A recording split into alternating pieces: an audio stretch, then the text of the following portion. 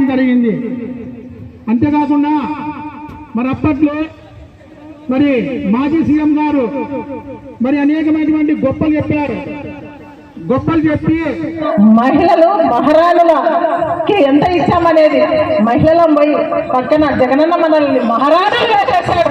అదొక్కటే చాలు బిరుదు మనకి. మళ్ళా 2024 మళ్ళీ ఎమ్మెల్యేగా వస్తా, మళ్ళీ జగనన్న సీఎంగా ప్రమాణ స్వీకారం చేస్తాడు. ఎంతమంది చుట్టొచ్చినా అది మాత్రం మర్చిపోతండి. మళ్ళా కూడా అభివృద్ధి సంక్షేమం ఇప్పుడు ఎలాగా జరిగిందో అలాగా అన్ని కూడా మనకి ఎవరితో పని లేకుండా మనకి అన్ని కూడా బటన్ నొక్కారు. కావాలని చెప్పేసి మరొక ఒక్కసారి తల దించుతాను. ఎప్పుడు భర్త తల తాళి కట్టినప్పుడు తల ఉంచుతాం. బొట్టు ఎప్పుడు దుడుతాం?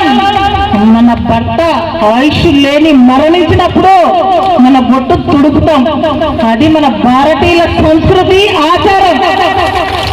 ఏం మాట్లాడతావయ్యా నువ్వు? ఒక ఎమ్మెల్యే, మహిళా ఎమ్మెల్యే గురించి తెల్ల చీర కట్టుకొని ఇల్లు బొట్టు తుడుపుకుంటూ ఓట్లడానికి వచ్చింది శ్రీదేవమ్మ అంట. సిగ్గులేదా? సిగ్గు అడుగుతున్నా ఈరోజు. మీ ఇళ్ళని అడగయ్యా, మీ అమ్మని అడగయ్యా. పెద్ద ముద్దయి కదా మీ అమ్మ, పెద్ద మనిషి అయ్యా. మీ అమ్మని అడుగు. అమ్మా, భర్త చనిపోతే ఆడది ఎన్నిసార్లు తెల్ల చీర కట్టది, ఎన్నిసార్లు బొట్టు కట్టది, ఒక్కసారి తెలిసే బాగుపడతావు. మహిళల గురించి ఇంత నీచంగా మాట్లాడే నీవు రేపు నిన్ను గెలిపిస్తే, ఇంత మూర్ఖుని నిన్ను గెలిపిస్తే అసలు మహిళలకు ఏం విలువ ఇస్తారన్నా? ఈరోజు నా మహిళలందరూ నా ఆవేదన వ్యక్తం చేసుకుంటున్నా. ఒకసారి ఆలోచన చేయండి.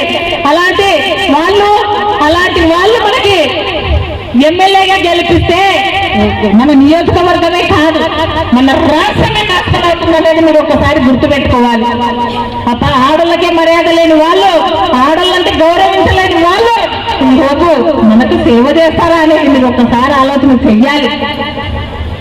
ఇలాంటి